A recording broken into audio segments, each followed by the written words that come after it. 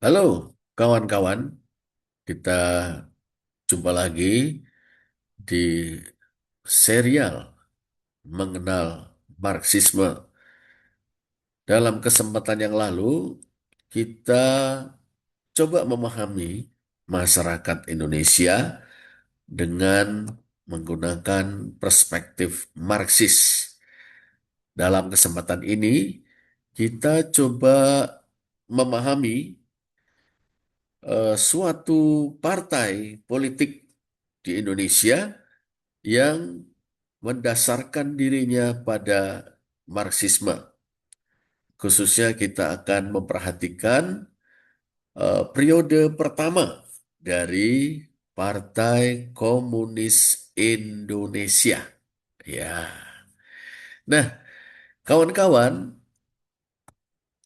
kelahiran dan perkembangan awal dari Partai Komunis Indonesia atau PKI merupakan salah satu upaya paling awal dan paling dinamis untuk menerapkan idea-idea Marxis dalam masyarakat kolonial di Asia.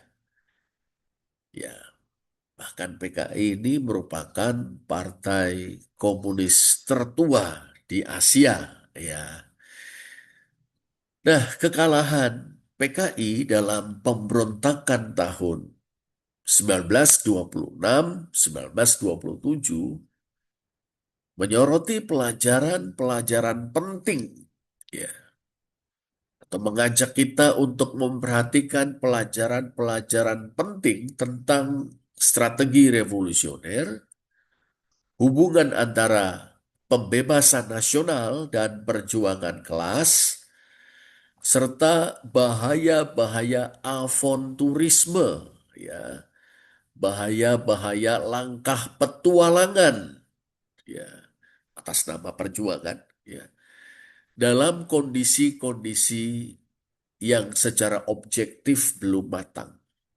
Iya. Nah, asal usul PKI adalah ISDV. Nah, ini ya. Nah, akar-akar Partai Komunis Indonesia dapat ditelusuri hingga Asosiasi Sosial Demokratik Hindia Belanda, ya, atau Indische Sosial Demokrasi Vereniging, ISDV, ya, yang didirikan pada tahun 1914 oleh seorang sosialis Belanda yang bernama Henk Sneevliet, tentu dengan kawan-kawannya. Nah, awalnya ISDV ini kecil dan sebagian terbesar terdiri dari para ekspatriat Belanda. Ya, ini. Nah, ISDV ini beroperasi dalam konteks kolonial yang syarat dengan eksploitasi, penghisapan yang ekstrim, ekonomi perkebunan yang berorientasi ekspor, ya, gula, karet, dan lain sebagainya. Masih ada sisa-sisa kerja paksa, ya, dan kemunculan atau terjadinya proletarianisasi di kalangan pekerja dan kaum tani Indonesia. Ya, kemelaratan yang semakin meluas. Nah, ISDV, kawan-kawan, memperkenalkan ide-ide Marxis ke Hindia Belanda. Ya, Indonesia dulu itu Hindia Belanda. Ya, ISDV menjalankan taktik membangun blok di dalam, ya, atau blok within, ya, membangun blok di dalam suatu organisasi massa, ya, taktik blok within atau membangun blok di dalam suatu organisasi massa rakyat dengan memasuki organisasi nasionalis Islamis. yang bermassa luas, memiliki massa yang luas ya, Sarekat Islam atau SI. Nah, adapun SI, Sarekat Islam itu didirikan sekitar tahun 1911, 1912 sebagai gerakan pedagang, ya, juga gerakan anti kolonial yang berkembang hingga memiliki ratusan ribu anggota. Nah, di dalam SI terdapat unsur-unsur radikal seperti Semaun, ya, Darsono, orang-orang muda yang dinamis. Nah, mereka membawa pengaruh komunis ke dalam tubuh Sarekat Islam. Mereka menghubungkan keluhan-keluhan anti kolonial dengan tuntutan-tuntutan kelas, ya, lewat pemonggokan, ya, menuntut hak-hak pekerja,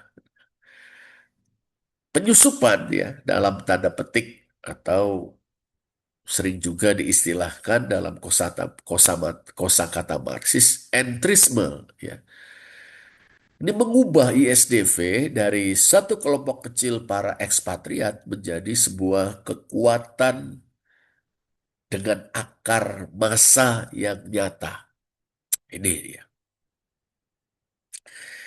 Pada bulan Mei 1920, ya, 23 Mei 1920, dalam sebuah kongres di Semarang, ISDV mengubah namanya menjadi Perserikatan Komunis di Hindia atau PKH, kemudian menjadi Partai Komunis Indonesia atau PKI.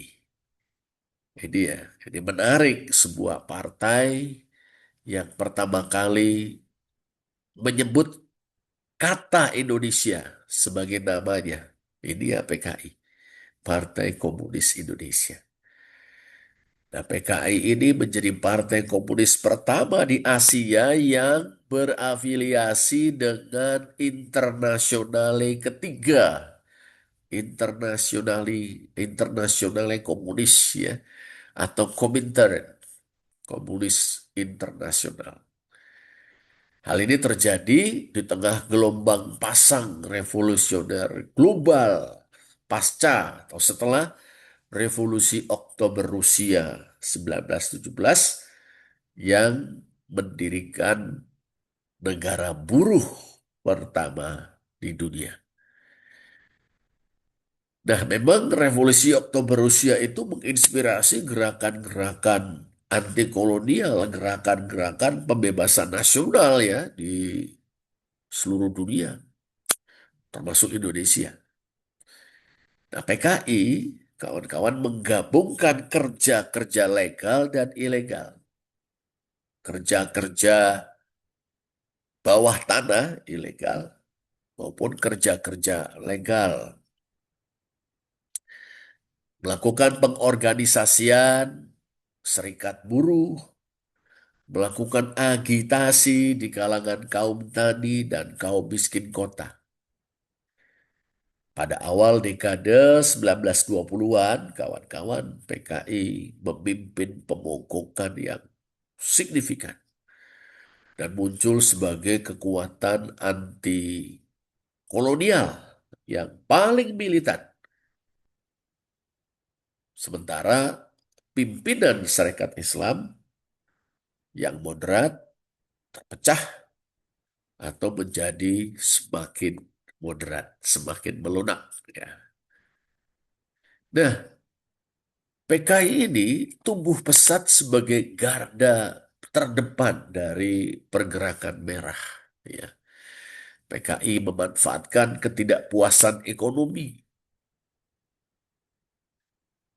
di yang meluas dalam masyarakat Indonesia. Kemerosotan ekonomi setelah Perang Dunia Pertama, pajak-pajak kolonial yang membebankan rakyat, juga masalah-masalah tanah. PKI juga memanfaatkan radikalisasi anggota Sarekat Islam. Ya. kaum komunis mendominasi seksi-seksi SI, ya, Syarikat Islam, sebelum terjadi perpecahan atau sebelum mereka diusir dari SI. Ya. Nah, elemen-elemen kiri, elemen-elemen merah dari SI menyebut diri mereka SI merah yang bersekutu erat dengan PKI sebelum nanti diusir, ya, dari Syarikat Islam. Nah, PKI memiliki kekuatan karena orientasi masanya, melakukan kerja-kerja di serikat-serikat buruh, kemudian mengakomodir keluhan-keluhan kaum tani, serta melakukan propaganda-propaganda yang masif anti kolonial. Ya. Kekuatan PKI juga menyangkut internasionalisme awal, ya. Ada kaitan dengan Komintern yang menyediakan pelatihan ideologis dan sejumlah sumber daya, meski memang jarak yang jauh, ya, dari Moskow ke di dengan Hindia Belanda ini membatasi koordinasi yang nyata, ya. Demikian juga PKI memiliki kekuatan berupa kepemimpinan dari bawah. Nah, terjadi pergeseran, ya, dari para ekspatriat, ya. Sneffield misalnya yang memang juga harus meninggalkan Hindia Belanda karena kasusnya, ya, dia diadili karena membela perjuangan, eh, membela kemerdekaan bangsa Indonesia, ya. Nah, ini pergeseran eh, kepemimpinan dari para ekspatriat Belanda kepada kader-kader yang terutama sekali terdiri dari orang-orang Indonesia. Tetapi di samping kekuatannya, tentu ada juga kelemahan eh, Partai Komunis Indonesia waktu itu. Ya, kelemahannya adalah ketidakmatangan secara teoretik. Ya, banyak kader mencampurkan Marxisme dengan anarkisme dengan radikalisme Islami juga. Ya, ini dia pemahaman yang tidak merata atas pembangunan partai khas Leninis, ya. Taktik front persatuan yang eh, tidak begitu jelas, serta masalah nasional. PKI berkembang pesat di tanah Jawa dan di Sumatera Barat, ya, tapi belum merata di seluruh Hindia Belanda. Lagi pula eh, PKI ini longgar secara organisasi. Ya, sentralisme demokratik belum begitu dipahami, ya.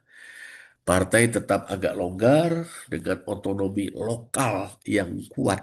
Ya, ini dia. Cabang-cabang PKI punya otonomi lokal. Nah, ini tentu tidak sejalan dengan prinsip sendem atau sentralisme demokratik. Di samping itu juga memang ada represi, ya. Pemerintah Hindia Belanda melarang rapat-rapat PKI atau pertemuan-pertemuan massa, ya. Demikian juga pertemuan-pertemuan rapat para kadernya, pengurus partai. Pemerintah Hindia Belanda menangkapi dan mengasingkan para pemimpin PKI. Misalnya Tan Malaka, juga Semaun, serta menyiksa para organizer PKI. Dan represi ini mendorong partai ke arah metode-metode yang lebih militan. Itu, ya, seperti itu. Nah, pada tahun 19 25 1926. Di PKI mengalami tindakan-tindakan yang makin represif dari pemerintah kolonial. Ya. Kemudian berkecamuklah perdebatan-perdebatan internal mengenai strategi partai. Beberapa pemimpin yang dipengaruhi oleh sinyal-sinyal Komintern. Wah, Komintern kiranya akan mendukung insureksi ya, atau perlawanan pemberontakan. Juga dipengaruhi oleh keputusasaan lokal karena direpresi termasuk diserang, dihantami oleh kelompok yang dibiayai oleh pemerintah Hindia Belanda, ya preman-preman tak ya, yaitu Serikat Hijau ya. Wah, ini repot ini. Beberapa pemimpin kemudian mendorong tindakan yang segera itu ya. Nah, Tan Malaka yang merupakan representatif dari Komintern untuk Asia Pasifik ya, berkedudukan di Manila. Dia seorang ahli teori dan pemimpin kunci. Menentang insureksi yang prematur. Dia menganjurkan perlunya persiapan yang lebih matang, aliansi yang lebih luas, serta momentum revolusioner yang lebih tepat. Ia memperkirakan adanya benturan-bentrokan keras antara Hindia Belanda dan Jepang di kemudian hari menjadi suatu kondisi objektif yang menjadi loncatan untuk insureksi bahkan revolusi. Namun konferensi Prambanan Desember 1925 memutuskan untuk tetap melakukan insureksi. Jadi anjuran Tan Malaka tidak diterima. Ya. Lalu pemberontakan dia pecah ya. Insureksi itu pecah pada November 1926 di Batavia atau Jakarta, Banten, Jawa Barat, dan beberapa daerah lainnya. Kemudian juga di Sumatera Barat pada Januari 1927. Nah, pemberontakan ini melibatkan serangan-serangan terhadap pos-pos pemerintah, sabotase, dan upaya-upaya untuk memantik pemberontakan atau insureksi yang lebih luas. Pemerintah Hindia Belanda cepat sekali bertindak menumpas insureksi kaum komunis karena pemerintah Hindia Belanda memiliki kekuatan militer yang lebih unggul, intelijen yang lebih baik, dan koordinasi yang buruk di sisi lain dari para pemberontak. Ini dia. Lalu bagaimana dari sudut pandang Marxis kita memahami eh, peristiwa ini? Kalau dilihat dari kondisi-kondisi objektif, Indonesia di masa penjajahan di awal abad 20 atau Hindia Belanda di awal abad 20 adalah sebuah masyarakat semi-feodal dan semi-kapitalis di bawah imperialisme. Terdapat ketidakpuasan yang meluas. Ya, kaum tani terbebani pajak-pajak berat dan kehilangan tanah-tanah mereka. Kaum buruh mengalami eksploitasi. Tetapi proletariat, kelas buruh masih terbilang kecil dan tersebar di perkebunan-perkebunan, pelabuhan-pelabuhan, kereta api. Ya. Sementara kesadaran kaum tani sering tercampur dengan unsur-unsur keagamaan, unsur-unsur lokal. Ya. Dan belum ada krisis revolusioner yang matang di seluruh kepulauan Nusantara atau Hindia Belanda. Itu dia, pemukakan umum tidak ada, pemberontakan-pemberontakan tentara yang meluas juga tidak ada, juga tidak ada perpecahan yang mendalam di tubuh negara kolonial. Ya. Kelas penguasa relatif utuh, belum atau tidak mengalami perpecahan. Nah ini kalau dari sisi kondisi objektif ya. Lalu bagaimana dengan faktor-faktor subjektif? Ya, PKI belum menjadi partai dengan tipe Bolshevik yang penuh, ya, belum pada waktu itu.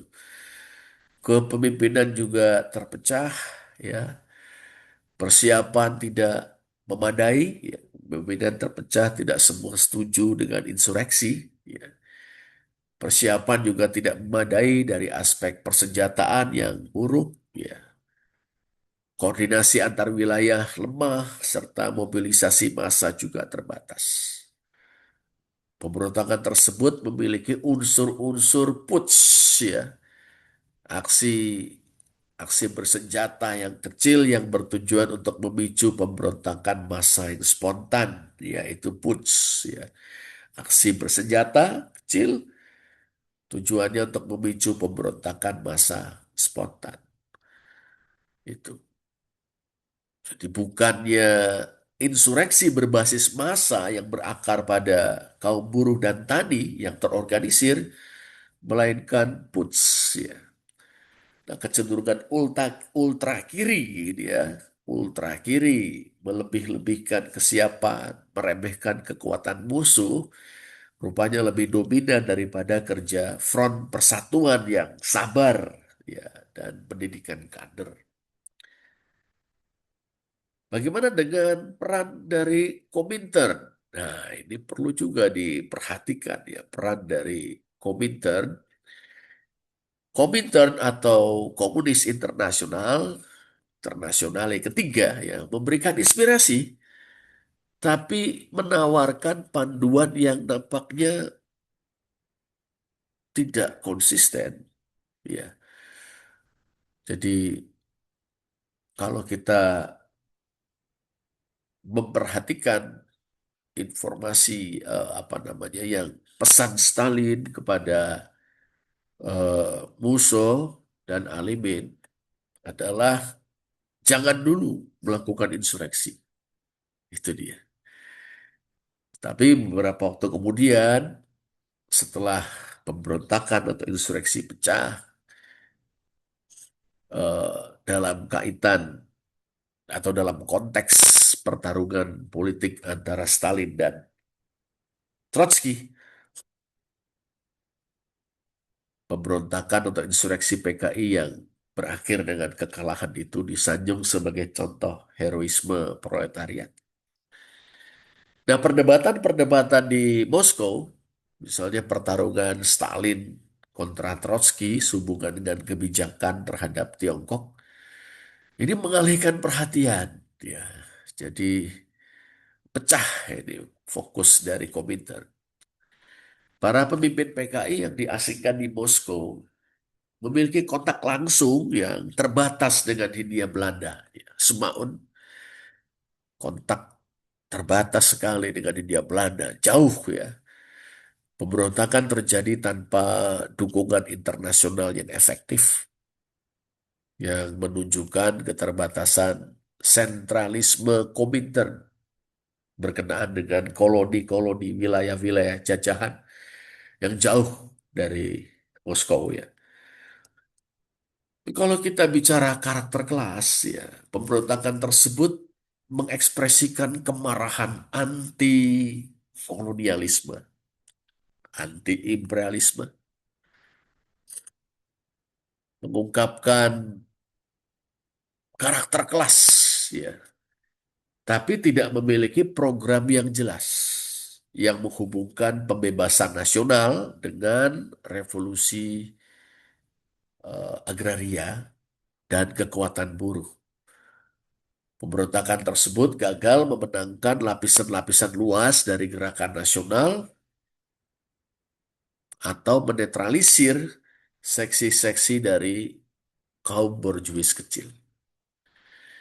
Konsekuensinya sangat berat, ribuan orang ditangkap, ya, lebih dari 13.000 orang. Banyak yang dipenjara, dieksekusi mati, atau diasingkan ke Bovendigul, Papua. Dan PKI secara efektif hancur sebagai kekuatan terbuka, ya, selama bertahun-tahun, kendati sisa-sisa bawah tanahnya tetap bertahan. dan melancarkan perlawanan yang signifikan ya terhadap fasisme, termasuk di masa pendudukan Jepang tahun 42-45. Nah, pemerintah Hindia Belanda menggunakan peristiwa-peristiwa tersebut ya, insurreksi PKI untuk membenarkan, melegitimasi dan menjustifikasi penindasan yang lebih keras, represi yang lebih keras. Itu dia terhadap gerakan pembebasan nasional dan memisahkan kaum nasionalis dari kaum komunis.